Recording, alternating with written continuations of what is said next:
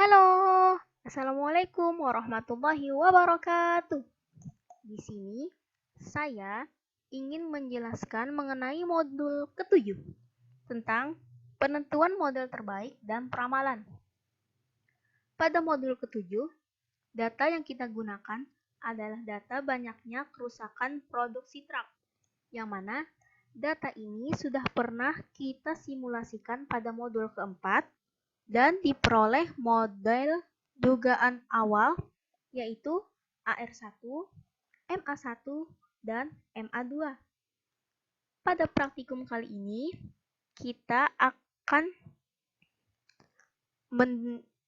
menentukan model terbaik di antara 3 model dugaan yang sudah kita dapatkan tadi. Dan kita ingin menghitung nilai ramalan beberapa periode ke depan. Langsung saja. Pertama, kita buka dulu software Minitab. Kemudian, kita aktifkan menu Enable Comment dengan cara klik Editor, terus kita centang Enable Comment.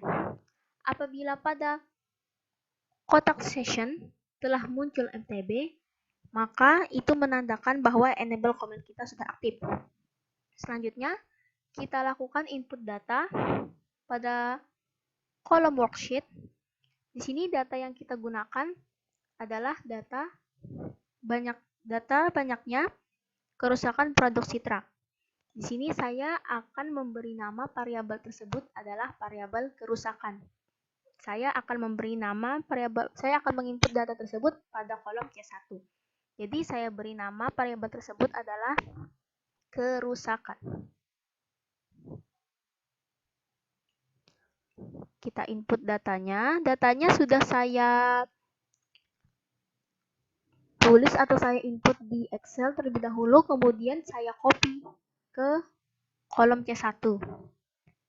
Nah, di sini kita ingin mengetahui di antara 3 model AR1, MA1, dan MA2, yang mana di antara 3 model itu model terbaik, yaitu dengan cara kita klik Start,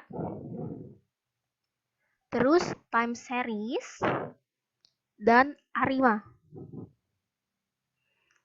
Di kolom series ini, kita masukkan variabel C1 atau variabel kerusakan. Kita klik C1, kemudian kita pilih Select. Nah, model dugaan yang kita dapatkan pertama adalah model AR1. Maka, pada kolom Auto Regressive kita masukkan angka 1. Sedangkan untuk difference dan moving average tetap 0.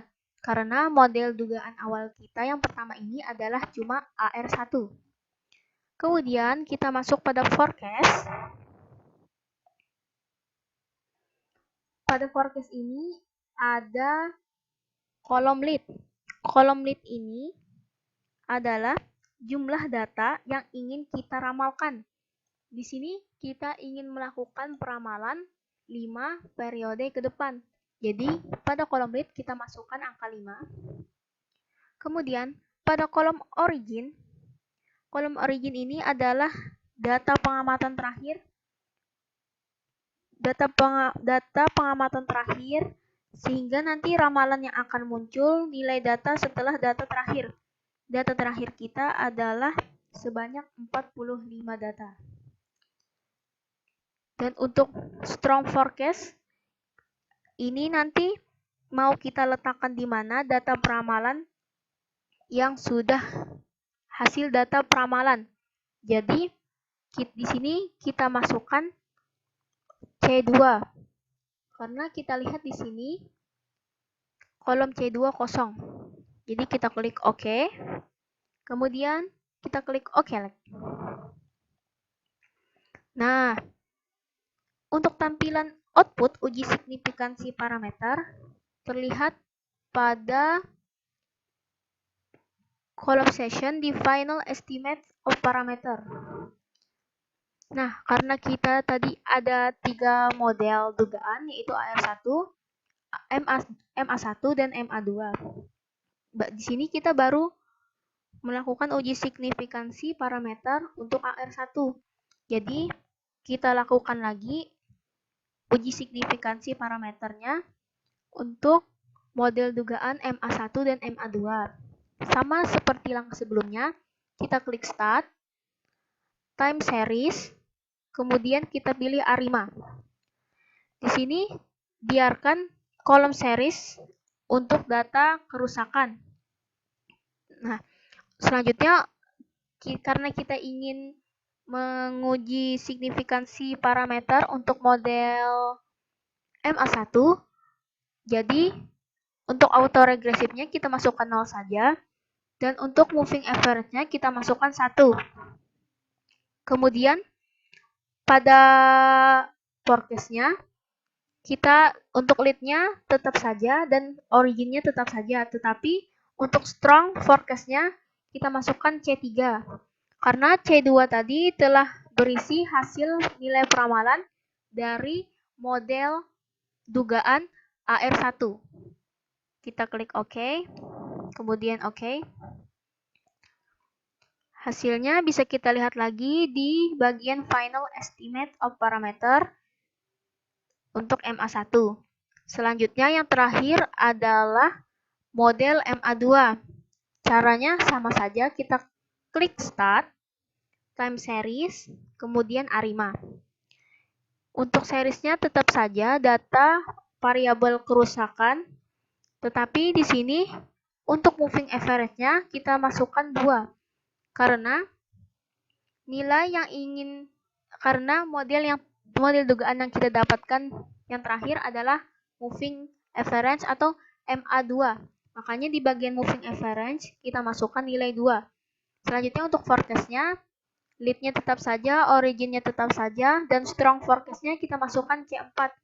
Karena kolom C2 dan C3 telah berisi hasil peramalan dari model AR1 dan model MA1. Kita klik OK dan kita klik OK. Nah, di sini hasilnya bisa kita lihat model dari MA2. Nah, di sini saya sudah melakukan pengumpulan outputnya tadi di Word. Nah, pertama tadi kan kita mendapatkan model dugaannya AR1, kemudian ada model MA1, dan terakhir model MA2. Untuk menduga bahwa model tersebut adalah model terbaik, kita cukup melihat nilai error atau nilai MS-nya. Di sini, pada model AR1, nilai MS-nya sebesar 0,22042. Pada model pada model MA2, nilai error atau nilai MS-nya sebesar 0,2334. Dan terakhir, pada model MA2, nilai MS-nya sebesar 0,22882. Nah, dari ketiga model ini bisa kita lihat bahwa nilai MS terkecil dimiliki oleh model AR1. Maka dapat kita katakan bahwa model AR1 adalah model terbaik untuk melakukan peramalan. Selanjutnya, kita buka modul. Di sini saya akan membagi layar supaya kita mudah melihatnya. Kita pilih modul. Nah, di sini terlihat bahwa untuk uji hipotesis C1 ini adalah maksudnya simbol yang digunakan untuk uji hipotesis AR1. Di sini pertama kita membuat hipotesis dulu, yaitu apabila nanti nilai p-value-nya lebih kecil dari alfa, di sini kita menggunakan alfa 5%, maka H0 ditolak. Tetapi apabila nilai p-value-nya lebih besar dari alfa, maka kita menerima H0. Nah, pada model AR1, kita dapatkan p-value-nya sebesar 0,002. 0,002 ini lebih kecil daripada nilai alfa 0,05. Sehingga kita simpulkan bahwa H0 ditolak dan H1 diterima. Yang mana pada hipotesis kita ini H1 diterima, maka nilai Si1-nya tidak sama dengan 0. Tetapi nilai Si1-nya sama dengan nilai koefisien dari output ini. Yang mana berarti nilai Si1-nya adalah 0,4421. Kemudian kita lakukan lagi uji hipotesis untuk mu. Uji hipotesis untuk mu ini adalah untuk tipe konstan. Di sini sama seperti sebelumnya, apabila p-value-nya lebih kecil daripada alfa, maka dapat disimpulkan bahwa H0 ditolak. Dan sebaliknya, apabila lebih besar, maka H0 diterima.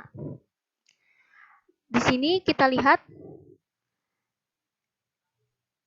lihat nilai p-value untuk konstan adalah 0,0000, yang mana nilai tersebut lebih kecil daripada alfa 0,05. Sehingga dapat kita simpulkan bahwa H0 ditolak atau H1 diterima. Sehingga apabila H1 diterima, maka nilai mu yang kita dapatkan tidak boleh sama dengan 0. Sehingga kita memakai atau menggunakan nilai konstan atau nilai mu pada koefisien yaitu sebesar 0,99280. Jadi dapat disimpulkan bahwa nilai mu-nya adalah sebesar 0,99280.